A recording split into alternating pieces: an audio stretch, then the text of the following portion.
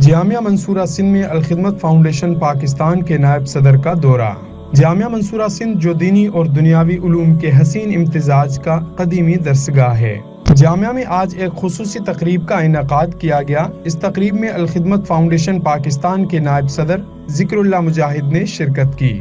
انہوں نے الخدمت کی طرف سے تیار کردہ جدید کمپیوٹر لیب کا دورہ کیا اور وہاں سے کامیابی کے ساتھ پاس آؤٹ ہونے والی پہلی بینچ کے طلباء میں سرٹیفکیٹ تقسیم کیے۔ اس موقع پر مدیر الجامعہ مولانا محمد احسن بھٹو، رئیس دارالافتاء مفتی ولی محمد اصلاحی اور صدر الخدمت ضلع مٹیاری برادر شعیب زکا بھی موجود تھے۔ ذکر اللہ مجاہد نے جامعہ کے مختلف شعبہ جات کا تفصیلی دورہ کیا، جس میں طلباء کے کلاس رومز، ہاسٹل، دارالافتاء، میڈیا ہاؤس اور دیگر شعبہ جات شامل ہیں۔